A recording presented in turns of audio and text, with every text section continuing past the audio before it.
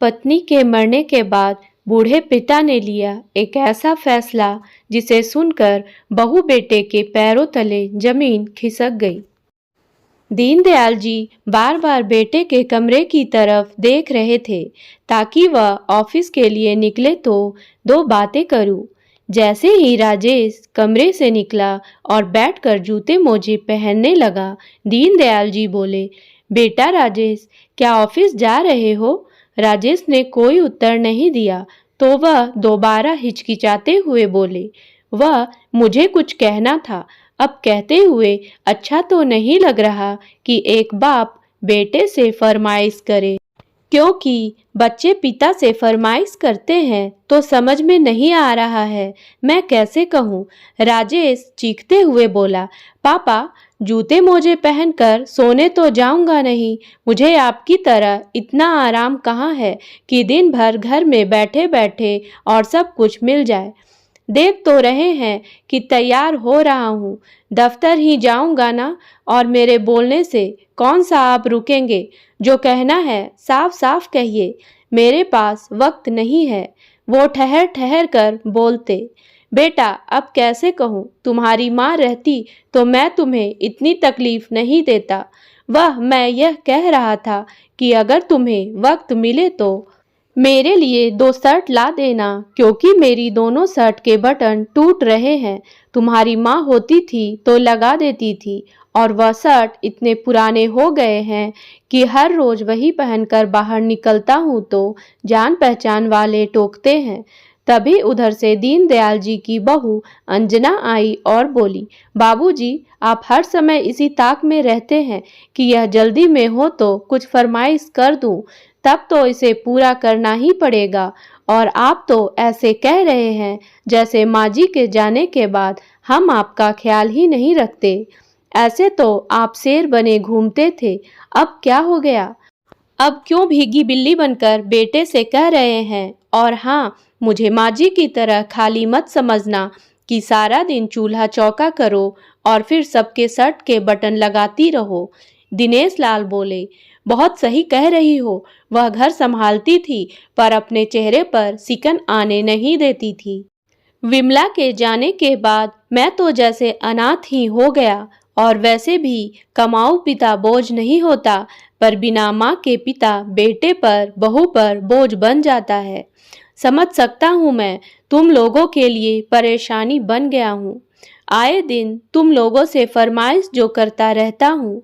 राजेश बोला, बस बस बाबूजी, अब इमोशनल ड्रामा मत कीजिए। अगर शर्ट के बटन टूट जाते हैं तो उसे मत पहने, पर कम से कम ताने तो मत दीजिए।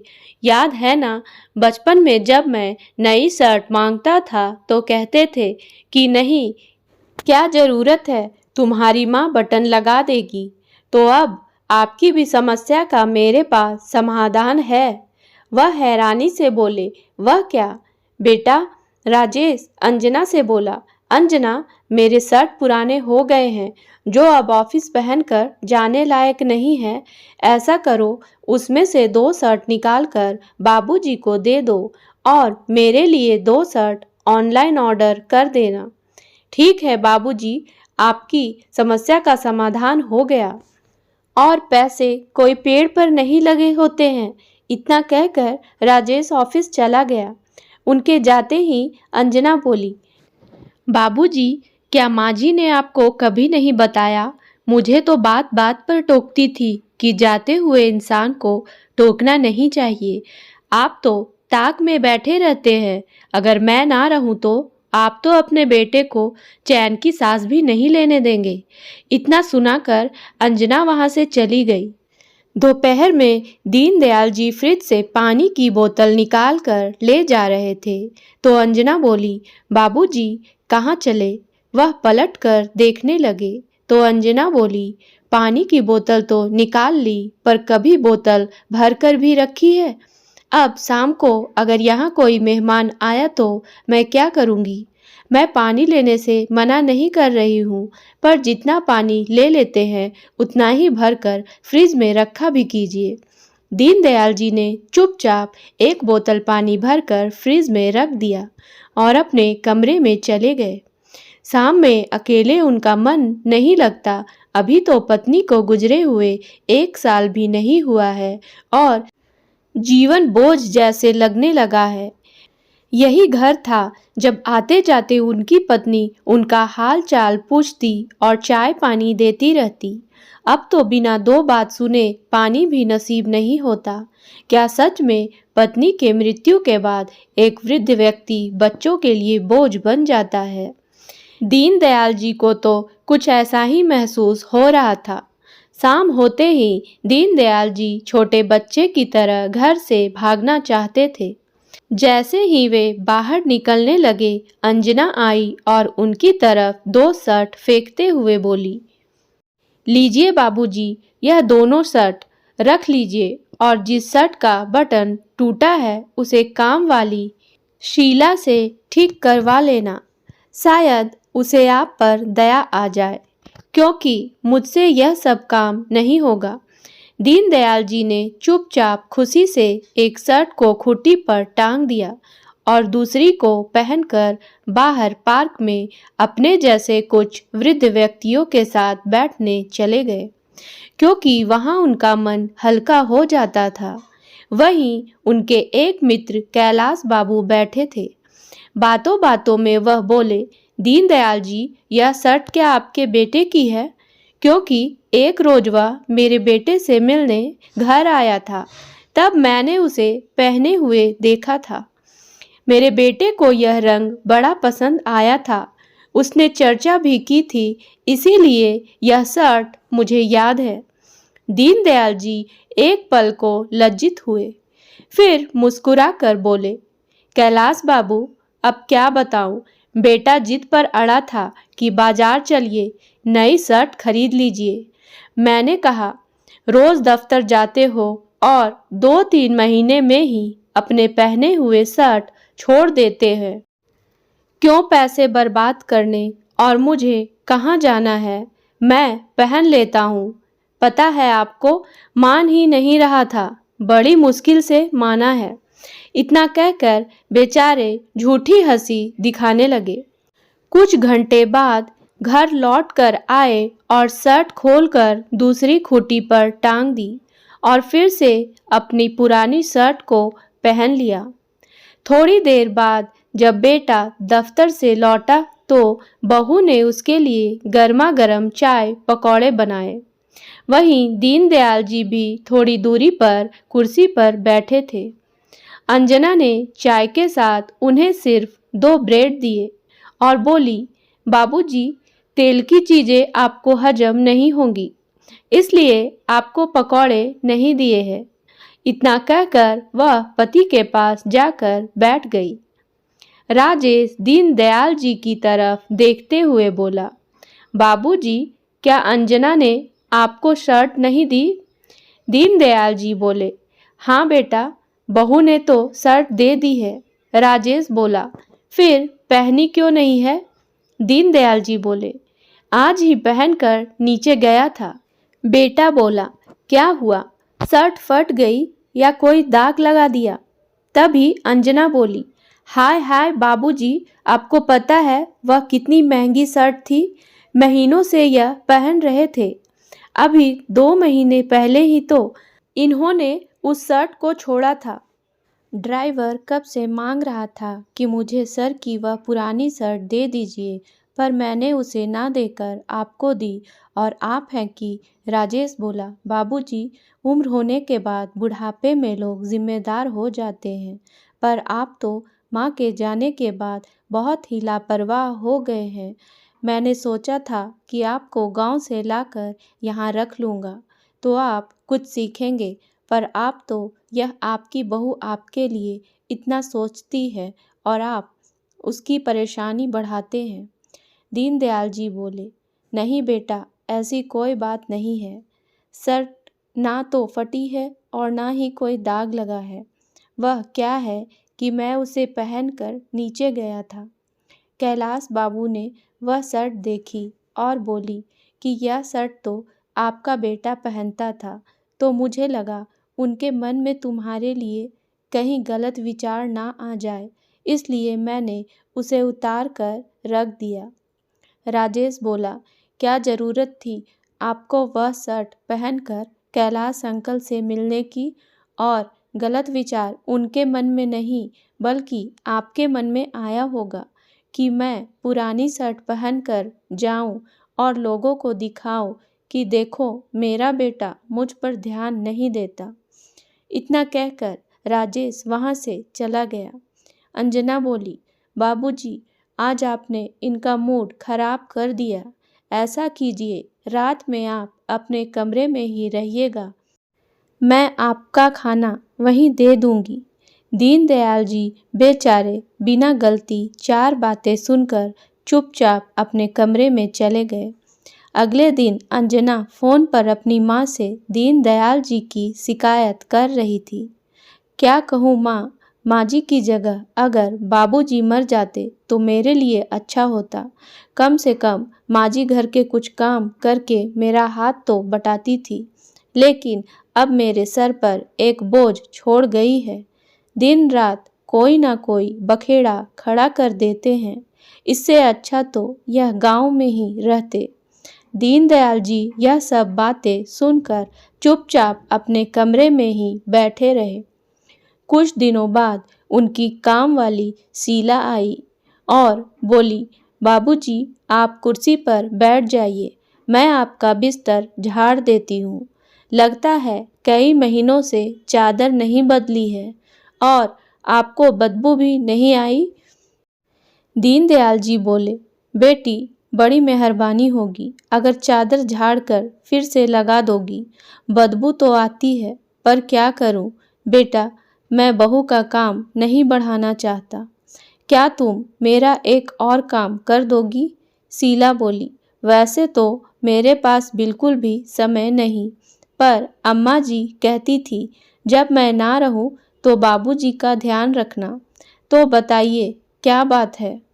दीनदयाल जी जल्दी से अपनी शर्ट लेकर आए और बोले, देखो, मैंने इसका बटन संभाल कर रखा है, क्या तुम इसे लगा दोगी? शीला मुस्कुराई और बोली, माँ, बाप बूढ़े होने के बाद बच्चों से हो जाते हैं। अम्मा जी क्या गई, आप तो बिल्कुल मुरझा से गए हैं। क्या करोगे बाबूजी, जो किस्मत में लिखा होता है उसे तो काटना ही पड़ता है। बस अब बुरे लोग एक जैसे नहीं होते।